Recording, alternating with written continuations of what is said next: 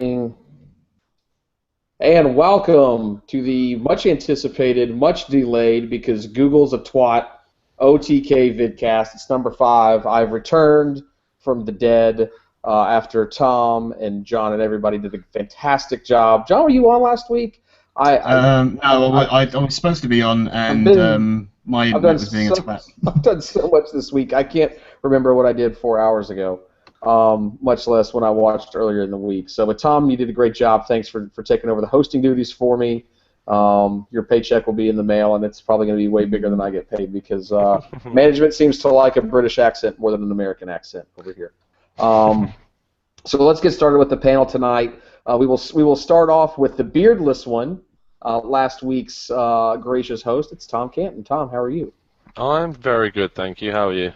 I'm the blood pressure's high, but I've had a massage today. I'm drinking a nice sort of brown ale right here from a local brewery, as well as I have a nice 10-year-old aged bourbon, bullet bourbon, 10-year small batch right there that I'll enjoy throughout the show as well. Let's get to the bearded folks. The first bearded man we'll get to still has hair on his head, and his birthday was early this week. It's our good friend, John Welsh. John, how are you? I'm good, thanks, mate. Nice to hear from you again. You've been absent from us for a good week now. Yeah. It's was working for CONCACAF in the Gold Cup and did a few 12 to 17-hour days back to back for a decent bit, and it kept me occupied. So I saw you on the highlights reel on YouTube there. Yes.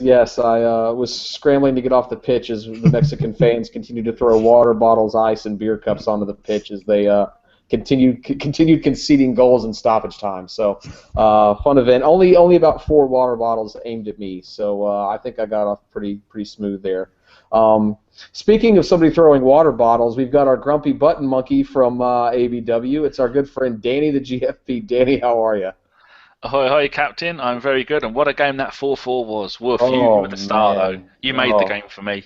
Oh, thank you. It was quite a time. It was my first real football match of that magnitude. There were 50,000 fans in the stadium. A good 95% of them were Mexican fans, and it was I had chills as they were coming out and everybody was screaming in the stands. It was fun to be a part of. But yeah, so now I'm back and ready to do this. And the thing is, this week I am the most out of the know. I have no clue what has been going on this week. I have not checked Twitter. I've not checked the Arsenal website really for anything other than highlights from Singapore. Tom, I want to start with you as you guzzle down your drink right there. What's been going on this week? What are the biggest rumors that are going on right now in the Arsenal transfer sphere?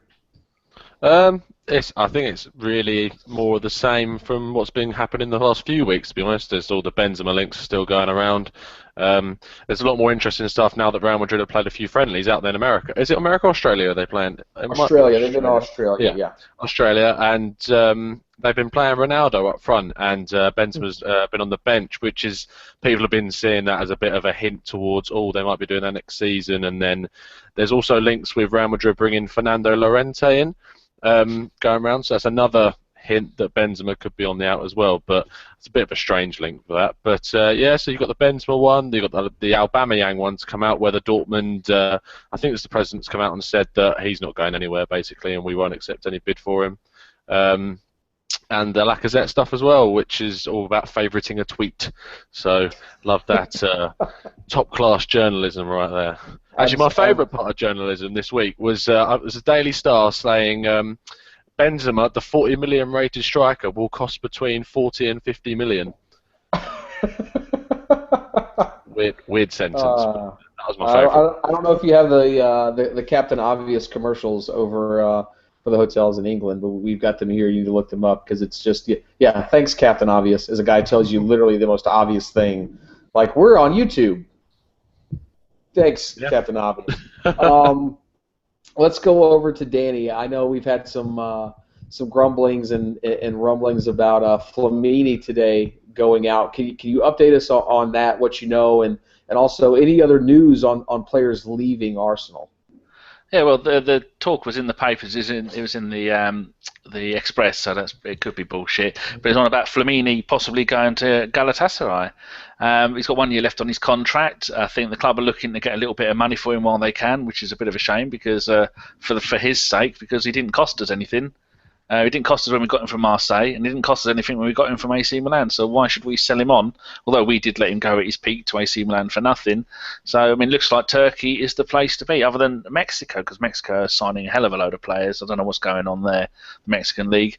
And the only player really to go out was Jenkinson has gone to West Ham on a year's loan, signed a 5-year contract with Arsenal, and gone out to West Ham on loan. I didn't see that until someone tweeted it, and I thought, oh, better go and update the site. And the other one is Yaya Sanogo has gone to Ajax, and then if anybody has watched the Eredivisie of late, you'll know that anybody can go there and score 30 goals a season, and he has got the pace, he's got the height, he's got everything that Ajax will need there, and he'll be working alongside Bergkamp, which is going to be an absolute joy for him. And you never know, he might teach him a thing or two, but put money on Sanogo to be the top goal scorer in the Eredivisie next season. But other than that, there's not really much going on, I don't think, unless I've missed anything. While you're mentioning the website there, go ahead and give the link out that people can go check out on a Bergkamp Wonderland and see all the ins and outs from not only just Arsenal but on the league-wide as well. Where's that out on the page? You go to, there's the two menu bars. You go to transfers, put your mouse over it or your finger or whatever device you're using. You've got Arsenal transfers, which includes the Twitter addresses of any of the Arsenal players and a little bit more detail. And then you've got the Arsenal transfer rumours bullshit, which I've not updated in a couple of days. And then you've got the Premier League transfers, which includes every single Premier League team. And for some reason, I decided to do all the European players going to the Mexican League because something's going on and I want to know what. So yeah, so it's at bergkampwonderland.co.uk. Awesome. Thank you for that. That's definitely check that. That's how I've been sort of trying to keep up as I can throughout my busy July so far. John, I want to come to you. Italy has been a little bit of a rumor, and I think, in my opinion, they have sort of dominated the market with a few of the different signings that they've had this year. In your opinion, somebody who watches a lot of Italian football, how has their sort of dominance over the transfer market of buying players affected this offseason's market? It will do because they're, especially the two Milan clubs, are spending a lot of money. I think it's the first time ever that neither Milan side has been in some form of European competition. So they both really needed to spend. AC Milan have possibly been taken over. That's still a little bit up in the air. I think there was Chinese investors or there was Thai investors. There was lots of different people being spoken about coming in to invest money there. But Berlusconi was saying that he was going to sell 49% of the club for like €500 million or some ridiculous price. So yeah, it's coming up to election time as well. So that obviously comes into it. But the moves they're making are directly going to affect everything else in Europe. Juventus have spent a lot, looking to still spend more. Talks of them basically looking for a sort of an out-and-out playmaker, so like Goetze, Julian Draxler, a few players that we've been linked with in the papers. So depending on who they get could affect any other moves. And some of their players, sort of the off-casts that they're getting rid of, are then being shipped over to Spain as the similar sort of pace league, and then obviously that then affects the Spanish clubs on what players they are going to sell. There is one player in Spain, in Italy, we have been linked to is I'm going to try and remember his name, Alessio Romagnoli, who is a Roma centre back. I'm not sure why we'd be linked to him. He's very good. I think he's 18 or 19. He was at Sampdoria last season on loan. But he is basically the talk of the new Alessandro Nesta in Italy, getting really hyped up. They've had a couple of bids for him already from AC Milan and some other clubs of near 20 million or 20 million plus that have been turned down. So if we were to go to him, it would be a lot of money. I can't see it myself just because of the fact we've got Callum Chambers and so we've got the four centre-backs there. He can play left-back as well. And he's young enough that you could convert him to that. So I think that's where the Nesta comparisons come in for it. But there's a lot of movement there. But it's, as much as people sort of degrade Serie A and look down upon it, it still gets the second highest amount of money in TV rights. It gets more money than La Liga does, more money than the Bundesliga. So they still have pull financially, and players around the world still look at Juventus and the Milan clubs as big clubs to play for. They've got huge history. If you ask most players who've got a brain whether you want to play for a Milan club or you want to play for Man City, well, personally, I'm going for the one with the history, not with the one with the most money. But I'm not Fabian Delph, so there we go. Oh, the Fabian Delph transfer it's shades of Scott Sinclair all over again. When will they learn? When will they learn? Never. Exactly. Thank you, Danny. As someone who's been around for almost forever, you're right.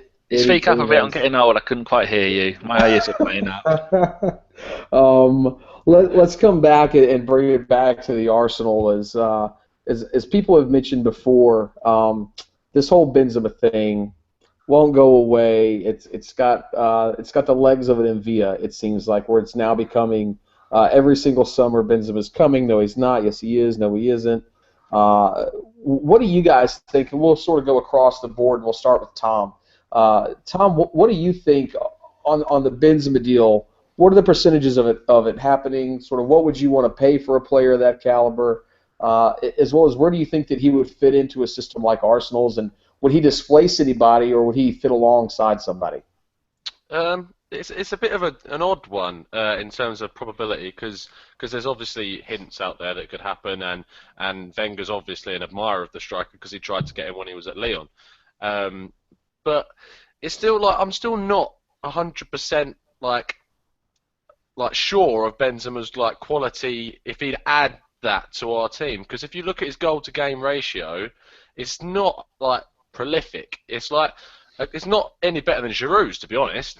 If you compare the two, it's normally one goal in every 2 games. That's sort of around that, just over 2 games. But I think it has got legs. I think when you heard Wenger's quotes about it, and he said that's not happening at the moment, he didn't completely say, no, we're not bidding for him, we don't want him. But you never really get too many hints out of Wenger. But I'd give it a 50-50, and that sounds really cowardice, but I'm going with the 50-50. But whether I'd want him, yeah, it's up in the air for me. I'm on the fence about that. He can score goals. He's a different type of striker to Giroud, but I'm not sure whether he'd actually add too much more quality than we already have, to be honest. And I'm much more in favour of a different sort of striker. Awesome. Let's before I move on to the other 2 panelists, we are going to be relying on you guys, the listeners, a lot tonight. So start sending us your questions. We're going to try to get to as many as we can in probably the next hour as well. So Danny, I'm going to ask you the same thing that I asked Tom. What do you see shaking out with this whole Benzema thing? I'm not sure we really need him. His goal record for France is 1 in 3. And you compare him to Real Madrid's probably 2 best other players, but I need to say Christian Bale then. He wishes at the looks of Christian Bale. Gareth Bale has scored. He scored 17 in 48. Benzema scored 22 in 46. Now you think if that was in the Premier League, that's all competitions, you'd be thinking that's not bad. Benzema in La Liga has scored 15 in 29. That's 1 every other game.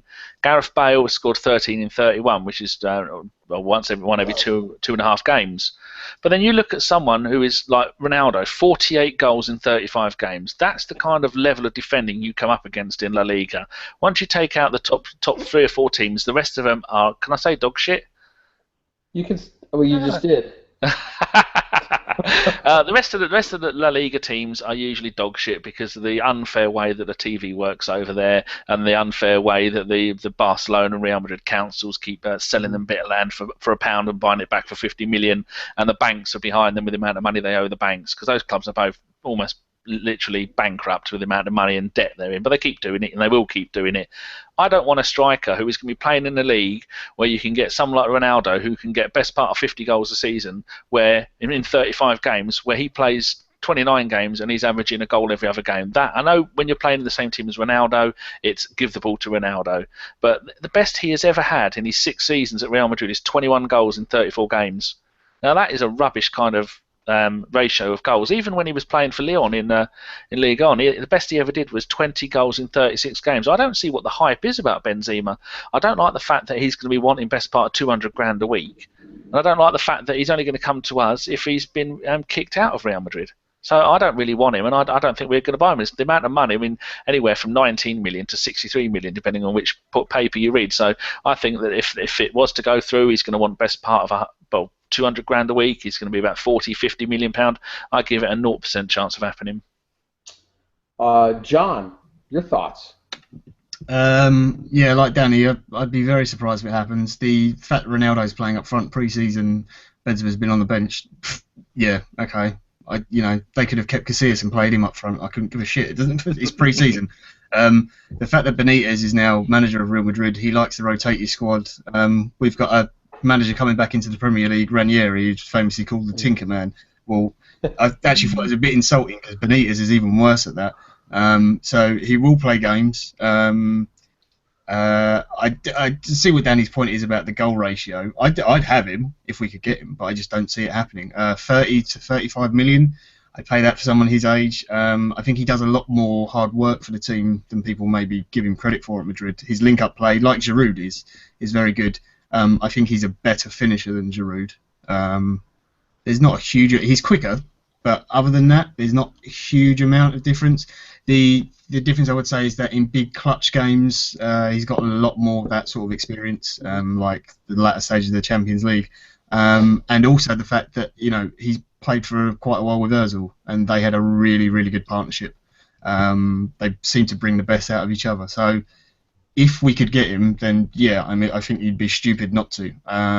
But I don't see it happening. If anyone leaves Madrid, I would say Bale, but I probably think he'll do another season. It's weirdly, I would have thought of the attacking players, it's more likely to be Isco. They wouldn't sell James because since he's gone there, he's been unbelievable. I know he had that injury.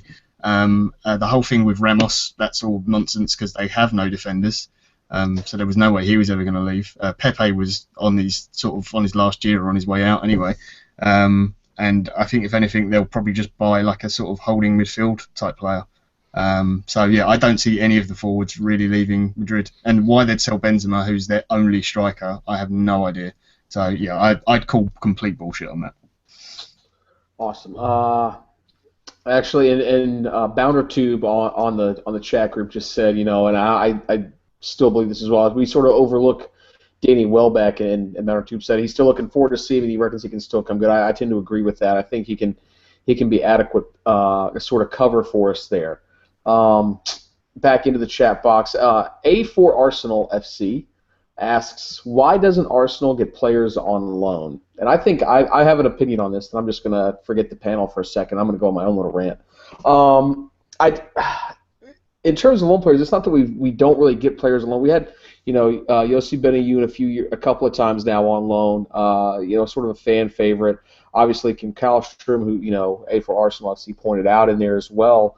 I think the biggest issue why Wenger doesn't want loan players is, one, he wants to give an opportunity to the youngsters that are in the team that are developing.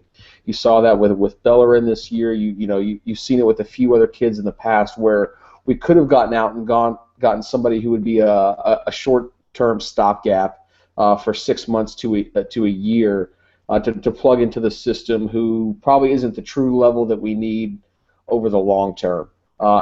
If we've noticed sort of Wenger's transfer strategy the last few years, it's always about bringing somebody in who we know will impact the club in a positive way and can just walk right in and have a spot.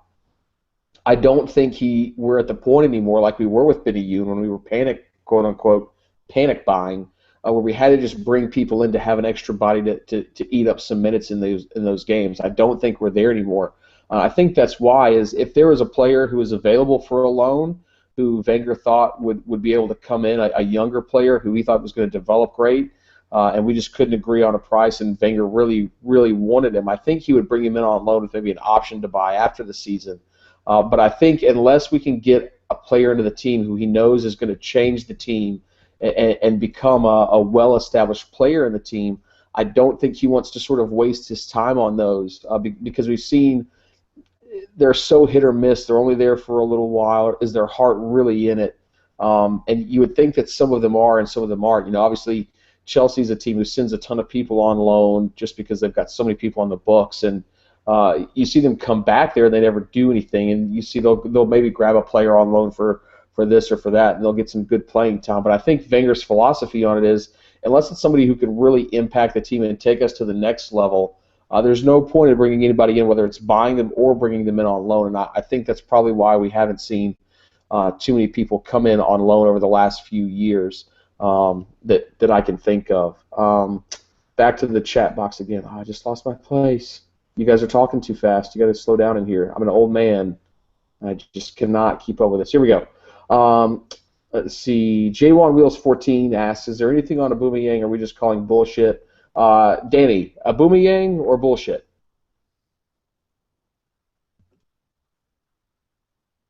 Hello? He's on mute. Oh, Danny. Are you talking to me, Jace? Danny. Is your name Danny? See that? My daughter knows I'm doing a podcast and she's fucking rang me. I'm sorry, people. Sean, go away. I'm busy. Bye-bye. Love you. Bye. When your daughter rings, Jace, you cannot ignore it, can you? I don't have a daughter and never will. Well, if my daughter rings, you ignore it. It's usually rubbish. Okay. Right, go on. Aubameyang, is he coming or is it just bullshit?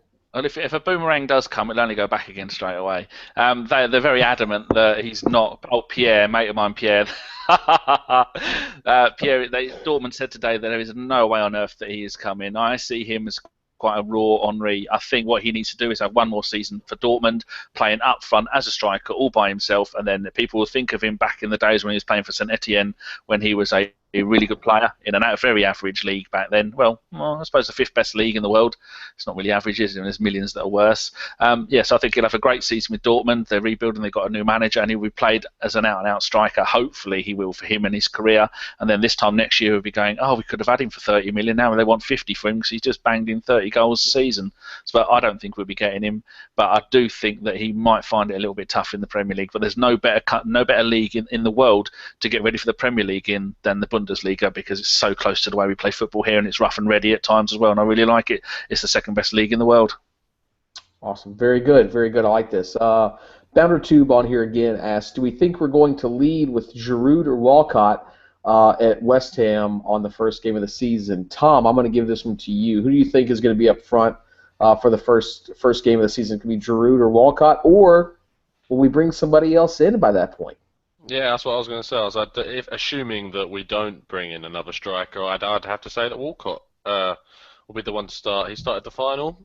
I can see him starting the Community Shield. And Giroud didn't look too great. We had a great performance against Everton in the pre-season, but Giroud definitely didn't stand out when he was playing, and Walcott actually did. So I can see Wenger starting Walcott, but depending on if we bring a striker in, then unless it's been someone who's been playing the Copa America or whatever, I can see possibly a new striker playing up there, but I have to wait and see for that one. All right.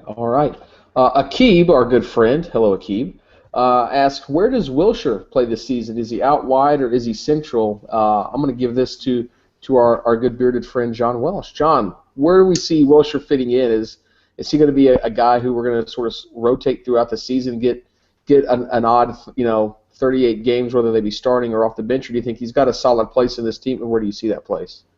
I don't think he's got a starting place. I could see him, if they need to rest Ozil, he'll come in at number 10, I think. I think it will be one of the sort of the three behind the main striker. I don't see him playing deeper.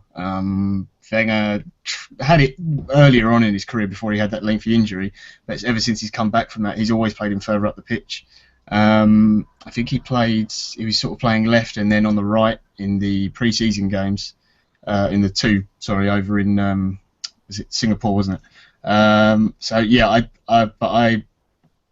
20, and if he starts 20 games this season, that's probably quite good for him, because I think there's a lot of players ahead of him in that team. And I like Wilshere. Don't get me wrong, I've got nothing against him, but I don't think I think he's got a real struggle on his hands to get himself into that team. Even if you look at some of the other players that you've got, when Alexis wasn't even obviously on that pre-season tour. You look at the fact that he's also got Chamberlain and people like that to compete with, who will just be on the bench. So even getting on the bench for I think some of the players is going to be really hard this season. Very good. I know, and I want to give credit to it. It's on Twitter, and let me find it in my notifications here. I want to say it was the Dukester, if I was correct. Hang with us, folks. It's almost like we don't prepare for this. Where's it at? Danny, say something funny while I'm looking for this. I had a wee today and it went everywhere. Boom, there we go. Funny. Everybody's laughing. Now we're on to the question. I was laying down at the time, though. It was Dukester_94 was asking on Twitter. Yes, DK, our good friend DK. I know him. I'm letting everybody know his handle so that they can go find him. That's what that last part is, so they can go follow. Is asking about Cazorla. Is he going to become the controller when a DM isn't needed? I'll sort of pose that to everybody on here about Cazorla's role, and do we think he's going to be playing deeper? Is he going to be beside Coquelin? Is he going to be beside Ramsey if Ramsey's that holding presence? Where do we see him fitting in this year? He's a year older, but coming off a spectacular season last year. We'll start with Tom. Yeah, I think you'll see what he played last season, that deeper lying playmaker role. To be honest, I have a bit of a theory that was always his best position, even when he joined us. But he never really got the chance to play there, because we always had Ramsey and Wilshere and Flamini and Arteta, and we were all them people playing those roles, and we didn't have Ozil at that point, so he was playing number 10. And then when we got Ozil in, he was forced out wide. So I think it's his best position. I think that's where he's been flourishing for us a lot. That's where you've seen people saying he's been man of the match in many, many games, even player of the season last season for quite a few people that I know. So I think the deep line midfield playmaker will be where he's utilised. You saw him play there against Everton, and he scored a great goal in that game, by the way. And yeah, I can't really see anything else. It'll be used as he gets older. He obviously hasn't got he won't have the stamina that he used to have. So he won't be able to make those darting runs or prolonged sprinting plays throughout the game. So that role isn't necessarily the most energy using or position. So it sort of suits his style where he can pick the ball up, he can take it through a couple of people and then play it on. So yeah, deep line midfielder next to the DM. That'll be it. John, your thoughts on Cazorla? Yeah, he'll play deep. I think he'll be the starter next to Coquelin most games. In the games where maybe you don't need a Coquelin, say we're at home to. I'm trying to think off the top of my head who came up this season. Bournemouth, Norwich. Yeah, maybe not Bournemouth because they actually play football. But someone like Norwich might come to Arsenal and sit really deep, so you maybe don't need so much the defensive mid there, and Cazorla will sit there in the way that Arteta did, basically. In the fact that Arteta just sat there and sprayed balls around the pitch, and that's basically all he did. Because, I mean, you can see even when we had Arteta in the team, when we had control of the ball, it was fine playing Arteta there with no defensive mid. It was just when we lost it because our fullbacks were so high up the pitch. I think now the fact that Monreal plays more, you have a bit more balance because it's more just Bellerin bombing down, and there's normally only one fullback that's gone. They seem to have got that into the team. So I think you can afford to play Ramsey and Cazorla together in some of those home games, which gives Coquelin that rest that I think he's going to need this season for the amount of games he's going to play. That's very good. Danny, your thoughts on our two? Well, all of our players are two-footed because they have 2 feet. But our ambidextrous-footed Cazorla. I think he'll be used as a bit of a utility player with his main role, like the others were saying, playing in the central midfield. But I think John was just saying that depending on whether we're home and away, depending on who we're playing against, we won't be playing a defensive midfielder. If we're playing at home to the likes of Aston Villa or say Bournemouth for a good footballing side, or some of the lower league teams, then we're going to be playing 2 in the central midfield, and we may not even have to play our best 2. The Cock might get a rest, and then you see Ramsey and Wilshere playing in there. But I think if we do get injuries, Santi is going to be the player to try and take those positions because he can play left wing, right wing. He can play as the Ozil hole. He can play the 2 central midfield positions. He can play absolutely anywhere, which is why I'm not so worried about if Cech is the only player we signed this season. But as to where the main 2 is going to be in the midfield, it's definitely going to be Cock's going to be the only one starting there. I don't think Arteta's going to be much more than a bit part player. And personally, I'd really like to see. Well, my future midfield 2 would be Wilshere and Ramsey because I just love them when they play together. It's so attacking, but you can't do that away at Man City or Man United or any of those teams that I don't like. So I think they're right. It's going to be Santi and and the cock in the middle. But the thing you have to remember is that this last season we played 56 games. Season before that 56. Season before that 53. Then 54. Now we went out in the League Cup in the first round. So if we make it to the semi-finals like we should do, the rest of the players are going to get games. That's an extra 4 or 5 games. Yeah. The Champions League, we only played 10 games because we got to the last 16. I reckon we're looking for maybe at least the semi-finals this year, as well as winning the Premier League. So we could be playing 60, 62 games this season. So everybody's going to get a chance. There's no way anybody's going to play every single one of those games. And so they'll probably all be informed that we're going to be on one of our greatest runs in modern history of going to try and retain the FA Cup for 3 of those in a row, and that everybody's going to get a chance. Just take it easy. But when you have Ozil playing, I think Wilshire's best position is for us maybe is going to be where the Ozil hole. But when Ozil has had 2 players kicking in for 75 minutes, maybe Wilshere needs to come on and do what he did towards the end of last season. And when the Ozil isn't playing, then maybe Wilshere will take that spot, or maybe Santi. So we've got so many players in so many positions. It's going to be a wonderful season, and I'm moist with anticipation. Well, we know the Ozil hole is going to be empty if Flamini leaves. That's for sure. But let's turn our attention back to a young man who our good friend that was chuckling there, Danny, calls Mad Frankie. Let's talk about Francis Coquelin for a second. And with Flamini going, Wenger has to know, yes, you could put Ramsey in that role beside Coquelin or instead of Coquelin. You could put Wilshere in that role as well. They each sort of have their deficiencies in that area. Do you think if Wenger lets Flamini go, he knows he maybe need to bring somebody else in just to provide depth, maybe not a world beater, but a good quality player who's established himself? Or do you think the reason he may be letting him go is because maybe he knows that a guy like Christian Bielik can be able to come in and put some minutes in and develop this season and not be too much of a drop-off? What are our thoughts on that? Do you think that's where Wenger's head is at, other than getting a fee for a guy that we paid nothing for is obviously a plus when you look at the balance sheets? But, John, what are your thoughts on that whole Coquelin, the midfield situation right there with those players? And do you see us, if we do sell Flamini, bringing somebody else in, maybe just a couple years younger than Flamini is now to hold that role and be a backup just in case the injury bug does strike? You know, I think the obvious replacement for Coquelin, if he's not in the team, will be Arteta, which I know a lot of people aren't happy about. But it doesn't mean you have to go on Twitter and give Arteta shit for it. That really fucking annoys me. You know, that's the manager's choice. It's not Arteta's choice. He's done nothing wrong. You know, leave the guy alone. He's done nothing but be a brilliant professional since he's been at the club. So everybody know that John just said he's Wenger out. That's what that means. Well, I didn't disagree with you either, though, James. But yeah, we won't get into that. But yeah, you've got Bielik as well, who none of us really know enough about to know whether he's going to come into the team or not. We know from a couple of people who've spoken to coaches there that he's really well liked, and they are very impressed with him. Whether that means he gets into any of the sort of gets on the bench for games or whatever this season, don't know. I think you might see Callum Chambers play there, maybe in a few games as well. He looks more comfortable centrally in the pitch anyway, and his passing is quite good, I think. He's very good on the ball. With any signing that we may or may not make, I think it basically comes down to a case of if the player becomes available that Arsene wants.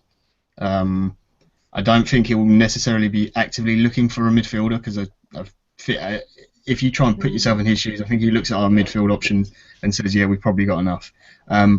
If Coquelin hadn't emerged last season the way he did, or played to the level he's played at, then we maybe would have gone for Medlin or one of those type of players earlier in the season. Might already have one, but I think as Arsene is quite a loyal person, that's probably why he hasn't signed a player, because he doesn't want to kick Coquelin out of the team. He wants him to carry on, improve, and keep proving himself.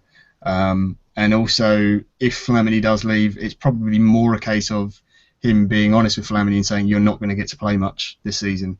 So if you do want to still carry on playing, then you're probably better off looking elsewhere.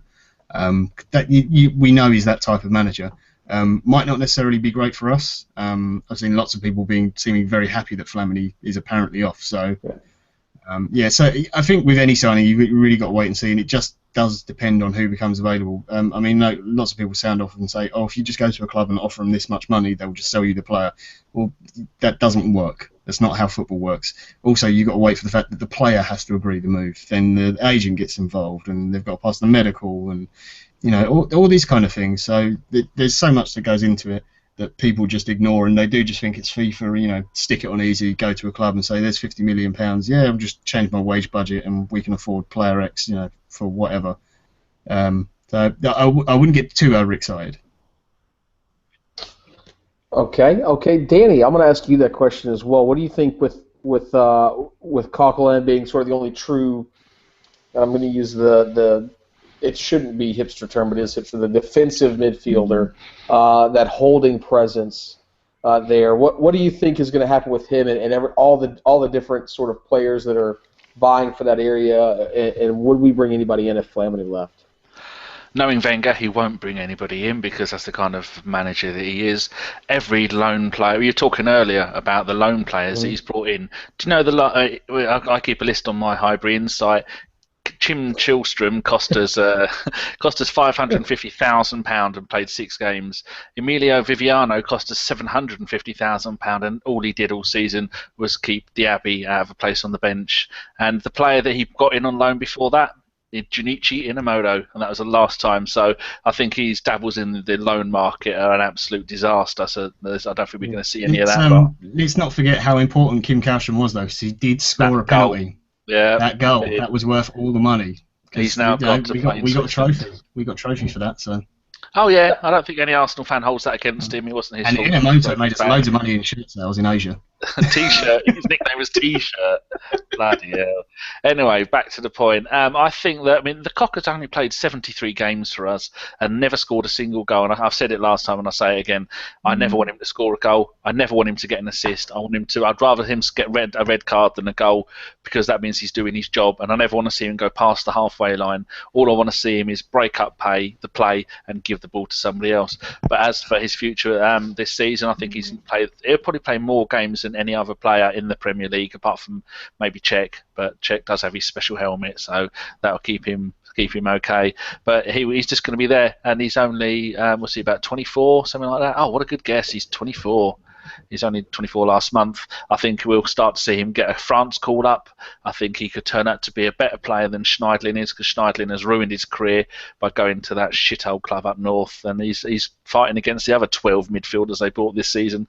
But yeah, you're right. That DM thing is a man-made product of FIFA and Championship Manager. And I'm going on about FIFA and Championship Manager. I want to bring back the anchor position, because that was the other position you had in Championship Manager or Football Manager. The anchor, the one who played just behind the back four, commonly known as a sweeper, I suppose. But the anchor. I want more anchors in football. I think people are calling Mertesacker an anchor, but that's because he's just slow and drags everybody else around around him. But is that bad? Is that bad? I love the BFG. I do.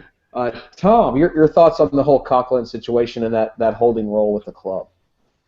Yeah, it's like I can't stray too much further from what the guys have said. Coquelin he's shown that he has got the class that we never really thought he had.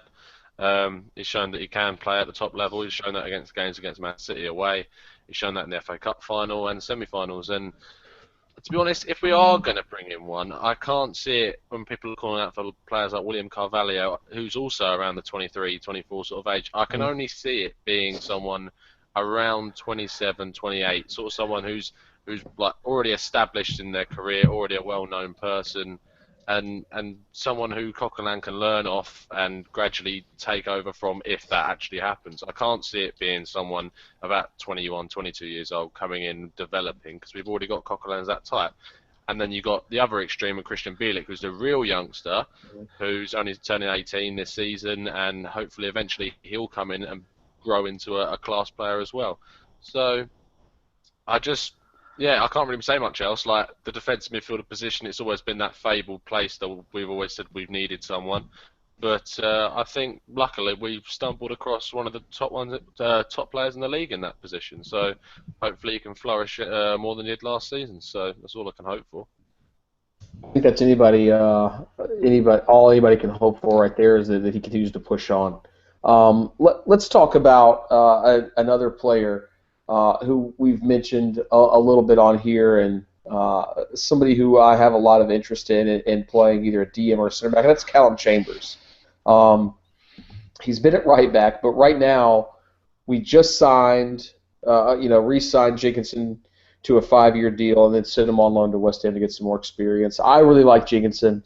Dom really likes Jenkinson. I know he's an Arsenal kid through and through. Grew up as a Gunners fan and really enjoys the team. You could see when he scored, 2 years ago towards the end of the season, just the joy that he had on his face. Being able to put one in the back of the net for the Arsenal. Then you've got Matthew Debussy coming back off an injury who's got some minutes already this preseason, and of course Hector Bellerin, who's I think stunned all of us along with Coquelin, and I think Bellerin, because of Coquelin, Bellerin didn't get enough credit that he needed last year because he was massive force down the stretch of the season last year. But let's talk about Callum Chambers. Not the fastest kid. He's not going to be great at getting up the field and then being able to get back in recovery, but he's very calm on the ball. He does have a good pass on him. I believe it was Danny that said that, and he's got some composure to him. What's his best role in with all the signings and everything that we've had in the past few years at right back? And now, does he have a place in here? Is it at right back? Do we see his long-term future more at center back or holding mid? And I'll start with you on that, Tom. Oh, sorry, I was on mute. I can Chambers. I'll split it up into Jenkinson and Chambers. So Chambers, at the end of the day, he looks like a centre back. He's big, he's physical, he's got presence on the pitch. He's shown that he can put a good tackle in. At the start of the season, when he was playing games, he put in a challenge that saved us a couple of goals in the 2 games. I pull out the Besiktas match away from home. He pulled off some amazing challenges from what was just turning a 20-year-old, and to come in on that occasion on his debut in the Champions League and do that is top notch. You can't have much complaints. And then obviously when Koscielny and Mertesacker got their rhythm back and their partnership, and then the rise of Hector Bellerin, he sort of got pushed out. And I wouldn't say we ever forgot about him, but certainly it's good to know that you've got the young quality there in the side and ready to come through. On Jenkinson, I like the player. I think he's quite underrated as a player, actually. I was surprised he went back to West Ham because I could really see him going to a team probably a bit better. Maybe I could have seen him going to Southampton actually to replace Nathaniel Klein, but then they brought in Cedric. But I think he's worthy of playing for a top 4 team. He's got pace. He can cross a ball better than many right backs I've seen in the league, and he's got all the qualities needed. And he's young, and he's got so many years ahead of him. I can see possibly next season he'll come in. You won't see Debussy move on because then by that time he'll be 31, nearing 32, and he might move on to wherever else he'll go to. But I think I assume Turkey. That's where all the old Arsenal players go to. Yeah. So go to die amongst the flares thrown on the pitch. So hopefully he has a nice time in Turkey then. But hopefully Bellerin will progress and Jenkinson will progress and Chambers will hopefully move into that centre back role, and you might see a future invincible pairing of Gabriel and Chambers in the future, but we can only hope. That's I've said that for about 5 months now that I'd like to see that. Some more questions from the chat box, and John alerted me to this one from J1 Wheels 14, and it's what part do you think the Ox will play this season? Ox has had some really good moments for us. He's had a couple of underwhelming moments for us, but he's had a lot of injured moments for us. John, where do you see the Ox fitting in? Is this finally going to be his year now that Shad Forsyth has come in? And I think we've seen those little muscular injuries, sort of those nagging injuries that we know can be avoided. Since he's come in and sort of helped clean those up a little bit, do we think this is the year that Ox can finally get some solid game minutes and push on and make a name for himself in this team? Yeah, I'm definitely hoping for an injury-free season for him. I think he's got everything about him. There was so much excitement when we signed him, especially after we'd already obviously got Walcott from Southampton, and there was some similarities in the fact they're both pacey, they both played on the wing. I think you'll see him play mainly on the right-hand side. For those games where we could play Walcott through the middle and Ox one side and Sanchez the other, that's really exciting for me. especially with Ozil, because I mean that must be an absolute dream with those sort of 3 players running around all over the place because they're so fluid and they can all change position.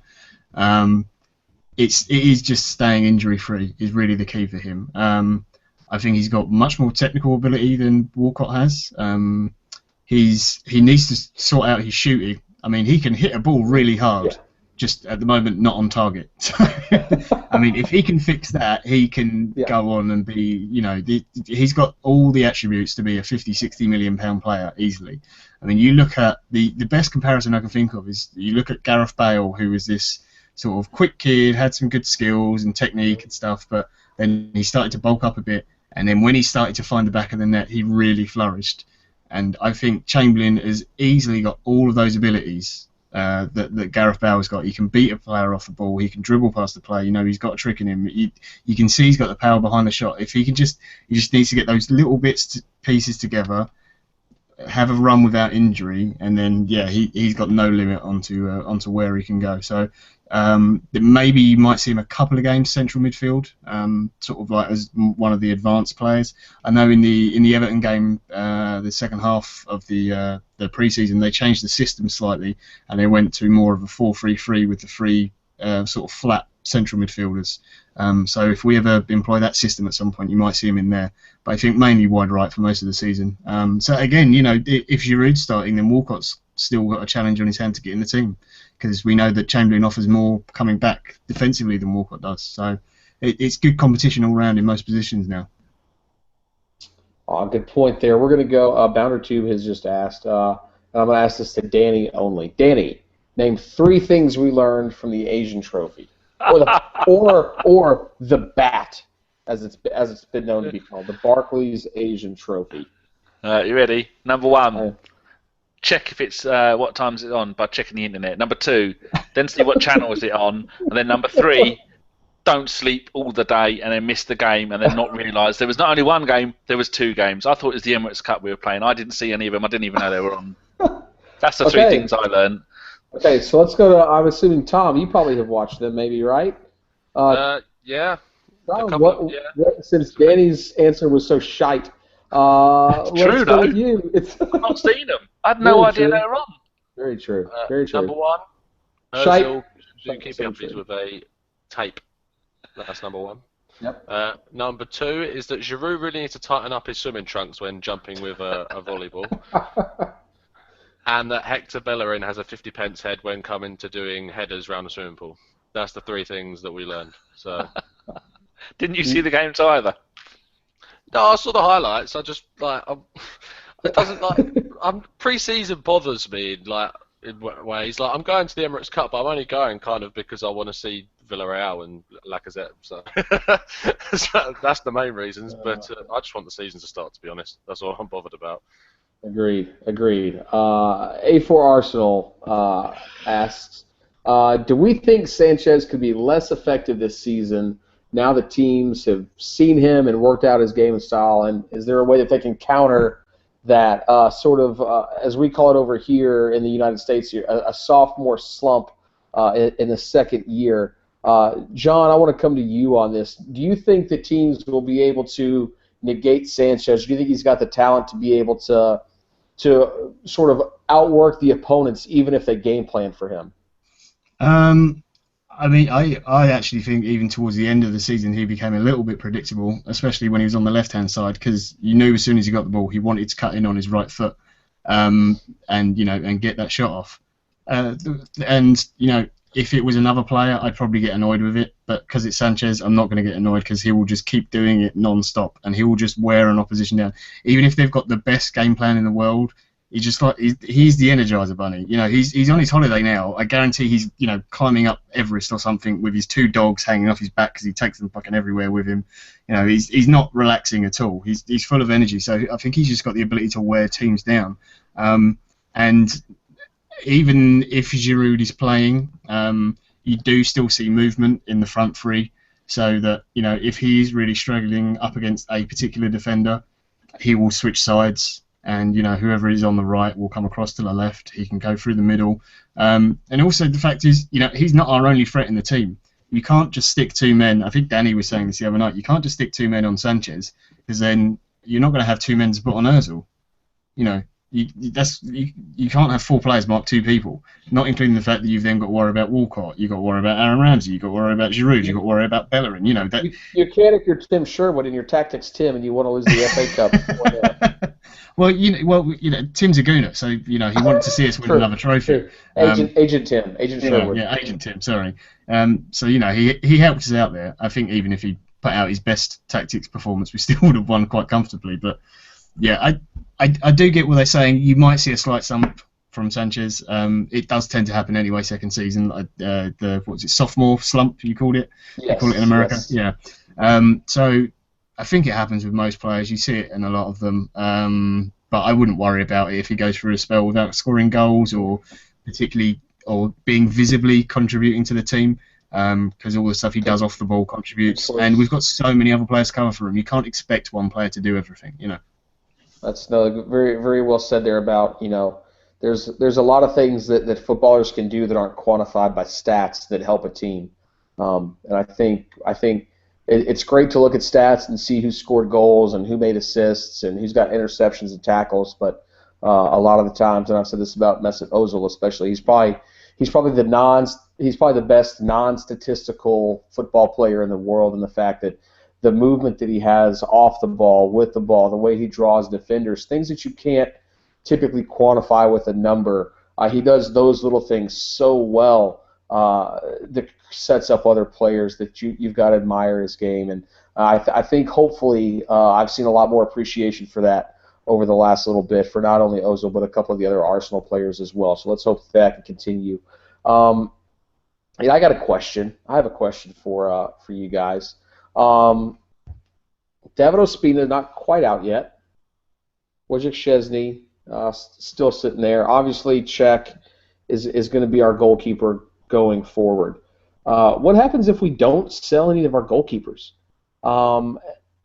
Who becomes the second guy on the bench? Is it Ospina, who I think we all feel comfortable with, except for maybe on a couple of those balls into the box from set pieces, or do we go with Szczesny, who one game can become the best goalkeeper in the world, and then the next game he's off smoking a fag in the showers after he lets in some really despicable goals?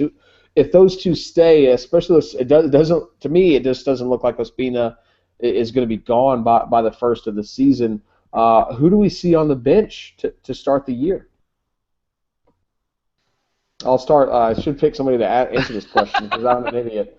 Apologies, I forgot my hosting duties. Danny, Hello. You're laughing. I hear your voice. Go ahead. Everybody just sat there like, Well, Szczesny seems to think that he's the best goalkeeper in the world, and he's not. He's fucking deluded. So he's so deluded, you probably tell him to go and play out front, and he'd probably go out there, and he'd probably do better than Giroud sometimes.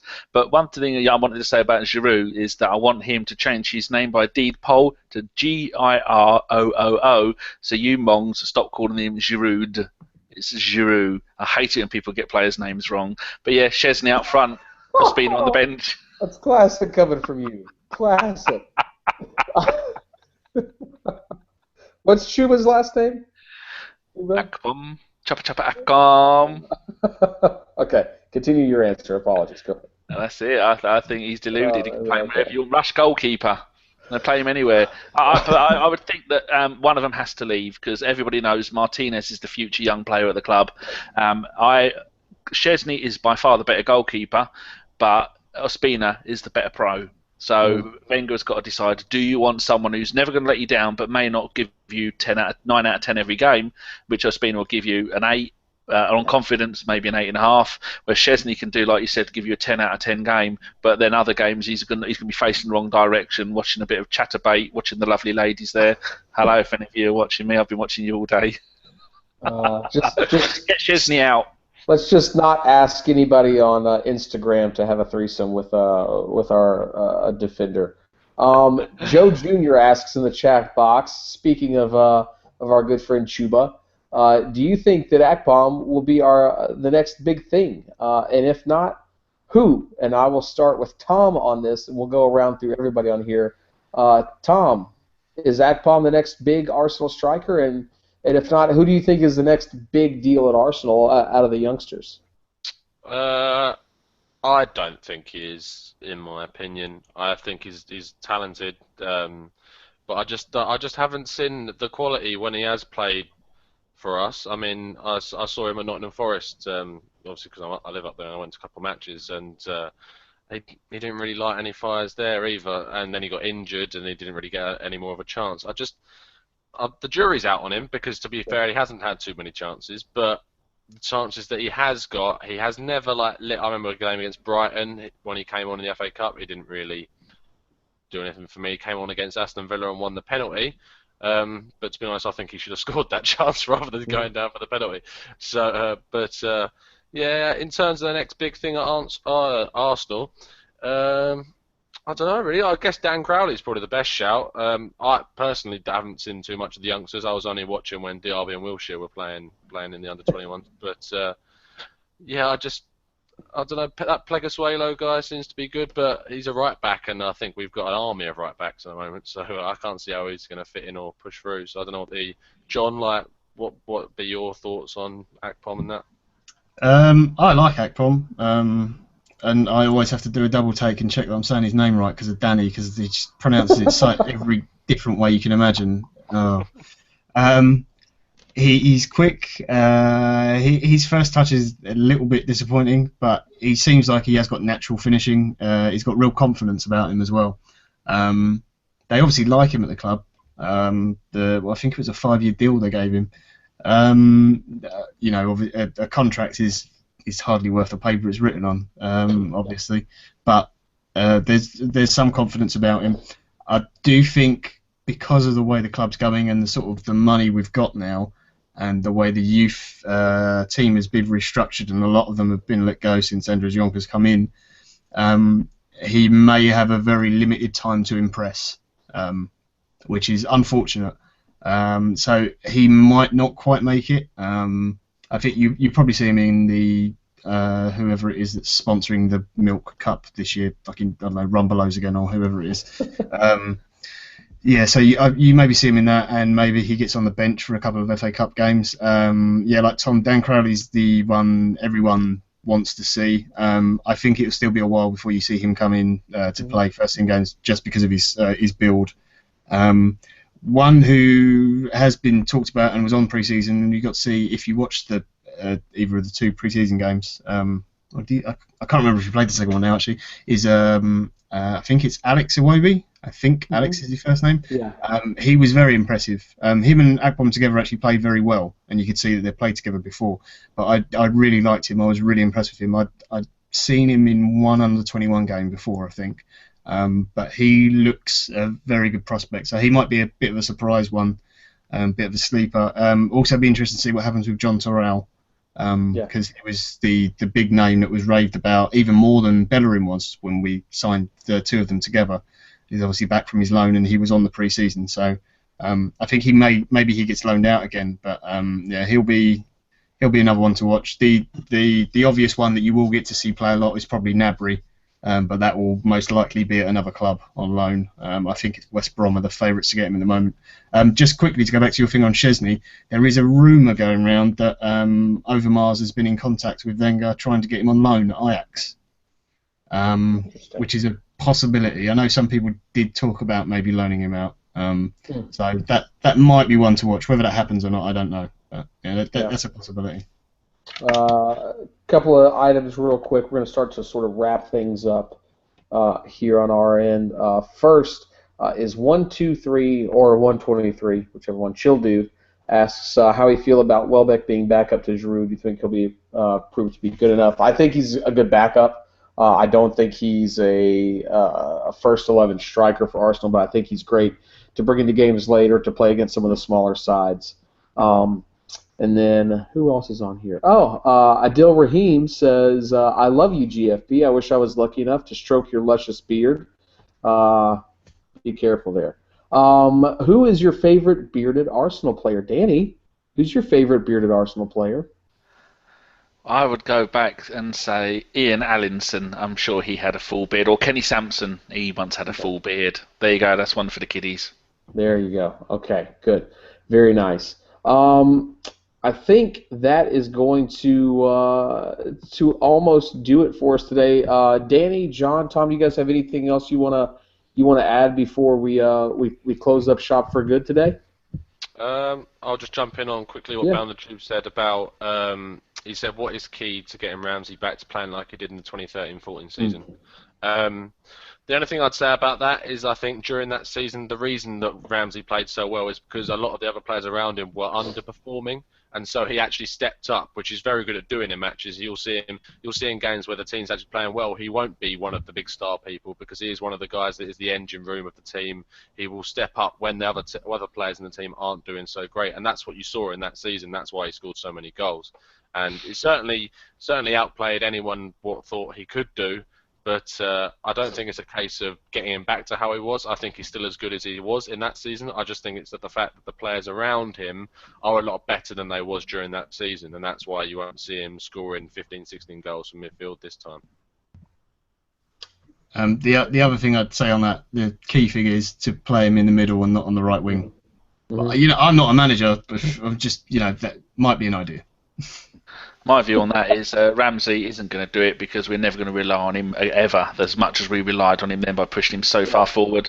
Also, Sanchez is not ever going to score 25 goals a season for us now because he's not going to be playing up front on his own, carrying an entire team for half a season. If he gets 10, 12 next season, I'll be more than happy. And one final thing on Chupa Chupa Apcom, he's been on loan 3 times. He's played for us 9 times in different competitions. A lot of them has been subs.